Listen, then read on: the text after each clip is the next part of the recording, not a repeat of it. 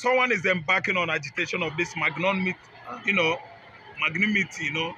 he wants you to be very, very careful and imbibe security, safety measures. What do I mean? Orabueze, I don't think he's well experienced with, what he's doing. Because the reason why Simon Ekpa was moving with 4 bodyguards, the whole world could not, actually comprehend that. Why? What do I mean here? On a global framework, you are agitating for emancipation of a new country like Biafra, a land that is flowing with milk and honey. You should be very careful because the people you are sitting away from, they are much, much hostile and aggrieved. To them, they are losing diamond. They have lost all the golds and the other precious stone they have. So which is why I'm announcing it clearly to everybody that is much, much concerned, especially about the Igbos. And again, the people that are at the forefront, the frontliners on this agitation, business. Ngozi Orabueze is supposed to be moving with either CIA, FBI, or other private security, guards in America. Anywhere he goes in Africa, Europe, and Asia, they will be going with her. I'm telling you the truth because you can see what happened to nnamdikanu. And if nnamdikanu was moving with security guards, they wouldn't have at least abducted him, packaged him, and actually ferried him into Nigerian country. And you see that's how security lapses, where it has taken nnamdikanu to today. What am I saying? Assassination attempt on Ngozi Orabueze, we should all learn from it. We don't want to lose any one of us when Biafra comes. We want all of us to be around and celebrate the youngest place of Africa, Republic of Biafra. So Ngozi Orabueze should at least be very, very careful. Be proactive. Observe tacit safety measures. Orabueze should be going with well-trained security outfits. They are the ones that can actually fortify him, against every attack by, all these Biafran haters, which of course, are working for Tinubu stroke Muhammad Buhari administration. They are still there in their large number. Wike is not sleeping. Omai is not having his rest or peace at all until he sees Biafra agitators down. You can, of course, see what is going on with Simon Ekpa, a man that is living in the faraway Finland, agitating for his rights, fundamental human rights, for what? Self-determination, which is allowed globally. So what I'm trying to say is that on a framework, global framework, this kind of transaction should be done with much, much safety observation. Ngozi Orabueze, wherever he goes, I still suggest people, strong bodyguards, well armed, in suit, should be going with her. If you know what I'm saying, or if you want to know what I'm saying, you should place calls across, if possible, to Simon Ekpa. He could actually come out with his own narrative stories on how he escaped how many spades of murderous assassination. Ekpa would have died. Ekpa would have gone down if not that he was that proactive. And again, I actually recite here that reasons why Ekpa escaped those assassination beats was because he is a military man. He had experience, he's a security man. And this esprit de corps of 18 has taught them many security, measures, how to be proactive in terms of, aggressive attack by unknown or known assailant. I would like still to tell my brother Igbos, to tell Orabueze, Simon Ekpa, even nnamdikanu, and many of our Igbo brothers in diaspora that are working hard to make sure a Biafran nation emancipates. Number one enemy we have is Chetima Kachima with his Fulani brothers. I believe Chetima is from Kanuri, from the axis of Borno State. His Muslim brothers, religious, sect members, the Fulanis, they are with him, walking around the clock, sending international assassins to monitor Ngozi Orabueze, to monitor the movement of Mazi, Simon Ekpa and Joko, actually they succeeded on prevailing on nnamdikanu. And you can see how embittered we the Igbos are today because Kanu security, let me say, awareness was much more porous than ever then. That's why they could actually maneuver or manipulate, manipulate him and, kidnap or abduct him today. So what we are suggesting is this kind of safety is highly, highly advisable. Simon Ekpa has also reacted to that, and the parliament, the Finnish parliament, are already meeting, giving the EU pressure on how to go about the revelation coming from Nigeria, especially the IBB's book. Yeah, the revelation is what we are seeing right now as an exoneration is a mechanism, one of the machinations of Igbo man's vindication, exoneration, and let me say a victory at last. Because we've seen that all accusations leveled against Simon Ekpa, every hand is pointing towards that axis of a revelation by IBB's memoir. Every accusation against Igbo man in Nigeria. Nigeria is located in West Africa. Those accusations are false. They are always structured, machinated, well prepared in deception, deceit, and what? Lies. Nigeria is a state, a contraption that has been engaged themselves on telling lies. They can never tell you the truth. If you want to know what I'm saying, please call on nnamdikanu and ask him. Everything about Nigeria is lies. So the written memoir has exposed Nigeria for many, many things. Material things, immaterial things, tribal things, important things. See, let me tell you, no accusation across this country against Igbo man is true. Look at the treating of those kidnappers at the axis of Ladeko. Is that how to tackle crime? Before you could disalive somebody and take his life, you should hold him alive for him to make confession. Some of them are justifiable. Some of the confessions are not justifiable. That is how you will know how to give them various degrees of punishment. But they rounded them up and wasted the lives of those youths. Yes. Why? Because they are from Southeast. Someone that actually get the wind-up of those criminals would have linked it to the police, and the police will go after them in their hotels and get all of them arrested. Do you know that as I'm saying this, some people will say, he's a tribalistic man. No. They would have helped to arrest others. That will help the police to make very, very important arrests. But out of hatred by Fulani, out of hatred that these people have for Igbos, they have to shoot them, thereby losing. I'm telling you, the police, the CID, they lost. Why? They should have spared them to get more arrested. You don't kill like that.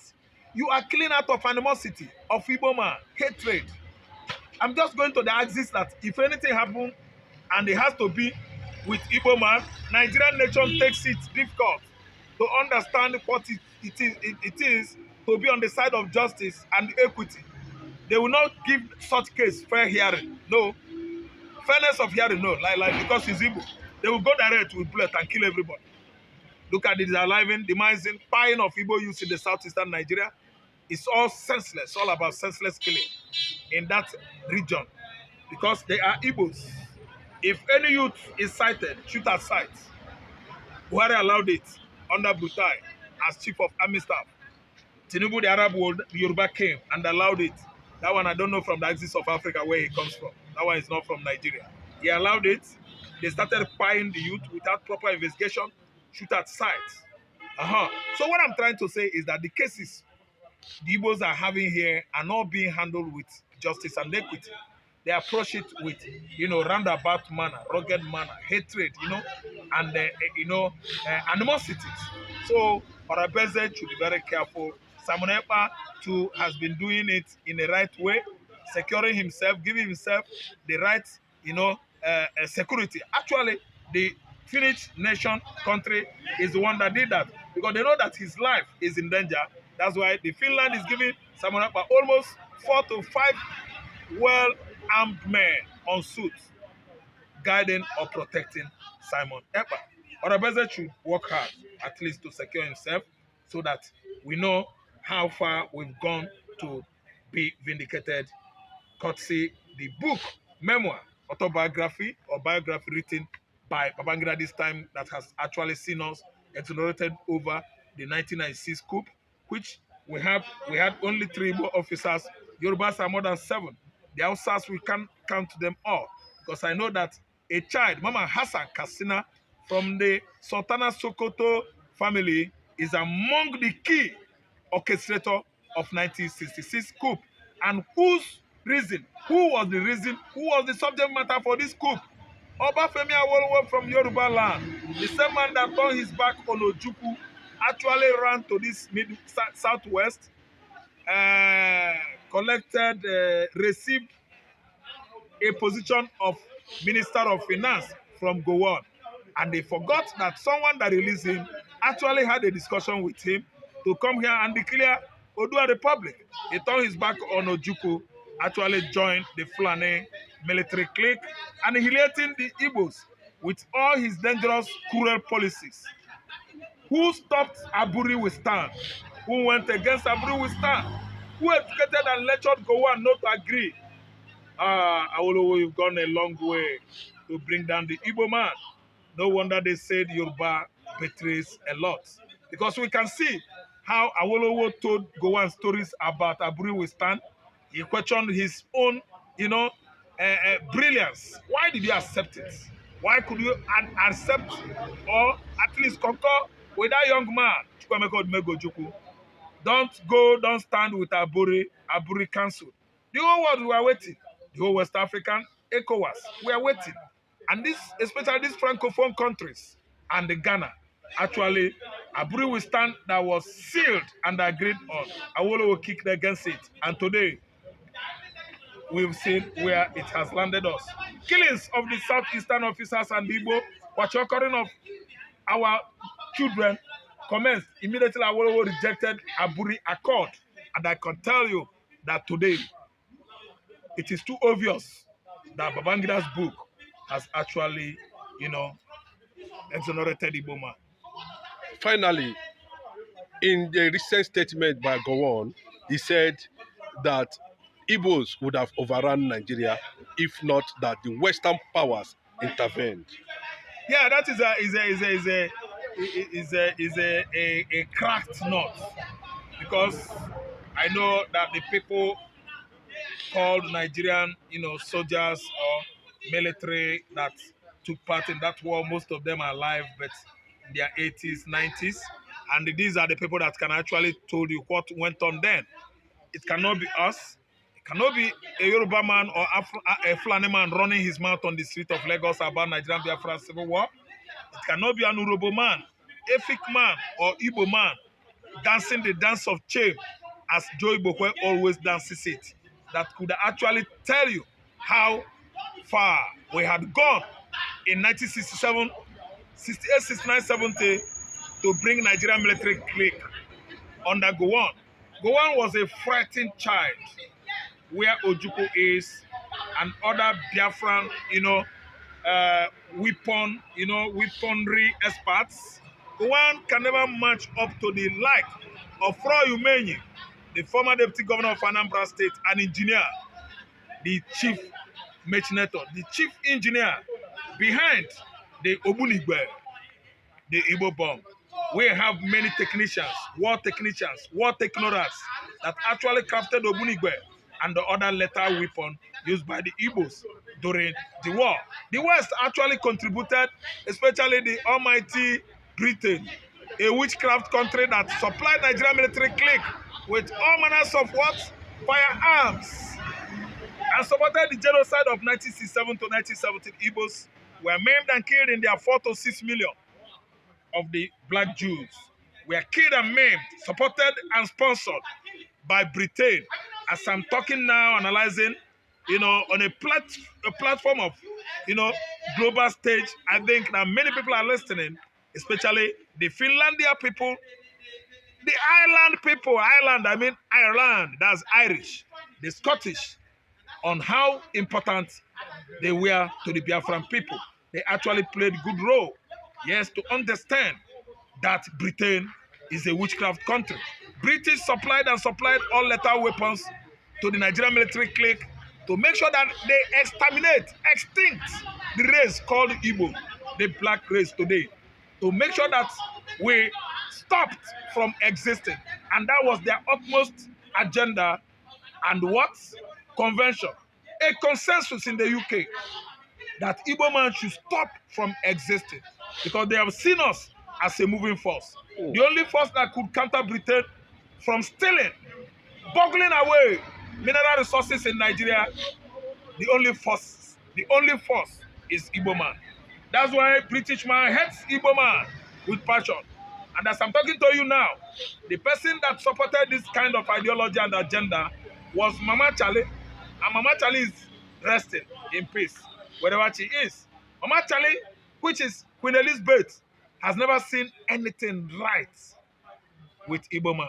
He has been sponsoring and following the wrong Fulanis, the people that could go any length as a result of religion to bring any tribe down. Before I was singing and talking, Fulani is against Igbo man, Fulani is doing this to Igbo man. It's a lie. Fulani is against even the Hausa host. The people that were so kind-hearted tribe in Nigeria, the Hausas, who allowed these wondrous nomads to stay with them in their land, on their land. They still forsake these people. They still disalive, pie, and maim the Hausas. Currently, as I'm talking to you, the Fulani man is maiming, disaliving, at least decimating the Hausas. The Hausas that gave you the land. The Hausas that gave you support. The Hausas that intermarried with you. The Hausas that actually followed you to your so-called Islamic religion. The Fulanis are killing now irrespective of religion. But to grab the Arabo land, rich land of the Hausas for grazing of their animals. As I'm talking to you now, the Hausas have actually understood whom the Igbos are.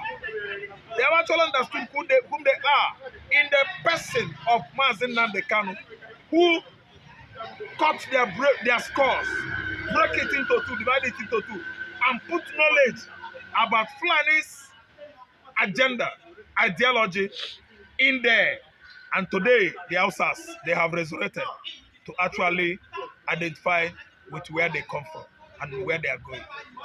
Finally, the governors of Eastern region is silent over the IBB's revelation. But we saw yesterday the governor of Enugu State sending traditional rulers to the Sultan of Sokoto to beg him on how he is going to live with Fulanis in Enugu State. What is your take on that? What is wrong with these governors? No, Pitamba is a slave. Yes, there are some behaviors or characteristics you see on human being will actually understand that such character traits or behavior is right from conception. Coitus coition, when it takes place, life starts. That's why biology says, not only biology, even philosophy and life starts or begins with conception. In conception, the spermatozoan of Pitamba is either from Igbo man, then the egg, Fulani woman. Either from Fulani spermatozoa, then the egg, Igbo woman. A man that is running to the enemies of Igbos for help is not an Igbo man. It's what English people call bastard. Someone that is not legally impregnated by his father. Someone that is pregnated, born out of marital or wedlock. I don't understand, by the wrong man. So if you look at Pitamba, Enugu State Governor is a Fulani man. It's not Igbo man that gave birth to him. Since the Fulanis have been killing and maiming Igbos in 1960s, from 60s to date, a man is romancing with Sultanate of Sokoto. Do you want to tell me that Mba, I know history more than Mba? He knows what he's doing. He read books. He doesn't know that the enemies of the Igbo race is the Fulani man from Futajelo Island. Sahel, desert countries, Mali, Senegal, Burkina Faso, even not Niger. Niger has gotten themselves. Fulani man is from Sudan, Chad. Fulani man is from Mali. Fulani man comes from Senegal, Gambia, Futajelo Highland. They are all over Africa. And Igbo man has taken note, should take note, to be noted that Fulani man does not like Igbo man. There is much gap between Igbo man and the Fulani man. As there is gap between the Arab and the Jews in the Middle East. This is what God has done right from onset. That the spirit of Cain that killed his brother Abel is being manifested in Fulani man. Fulani man is aggrieved. An aggression that started when God sent him away from the Garden of Eden after killing Abel, his brother. He started wandering from place to place, roaming all over the places, vandalizing people's property, vandalizing people's farmland. That's why you see the Fulani always graze on farmland across Nigeria. Grazing on the southwestern farmlands, grazing on the northern region farmlands, grazing on the southeastern hemisphere of the country, all over farmlands in the southeastern hemisphere of the country. They are wonders. And God caused them using Cain. They are overall great forefathers. Fulani man is an enemy of Igbo man. By the time, unless Peter Mba fails to understand that Fulani man is an enemy of Igbo race, he will never get it right. He will still be jeopardizing his Igbo identity. You're welcome. Thank you. For that wonderful question, the anchor of this great platform. First and foremost, I want to say, someone has come out to say, or has outlined countless times that he said that the Nigerian government cannot win BiAFRA with a barrel of gold for a second time. Now when he said that, see, Nigerian government cannot win BiAFRA with a barrel of gold, it means that nobody needs to die for them to exit Nigeria. Now, Ojogun fought Biafra in a different dimension. Now, nnamdikanu did it via his own dimension. So ECPA is taking it globally. And now, we've seen world body recognize Biafra. We've seen the UN and Aisha Isufu has taxed Imo State Governor, Enugu State Governor, Anambra State Governors. Stop blaming government. You are the CEO of your state. You are the executive governor. Now, since you go to Abuja to collect money, then take responsibility for the insecurity in your state. What do you have to say about it? Now, thank you for that wonderful question. I think being the governor of the state, you have every power for you to make sure that you get security votes from the federal government. By so doing so, what are the governors doing with this money? Stop coming out to tell the people that there is insecurity in my state and that unknown government have been killing. The government need to take action and put an end to all this and stop apportioning blames. The people you are apportioning blames to are the people who their lives and properties are entrusted in your hand as the chief security officer of the state.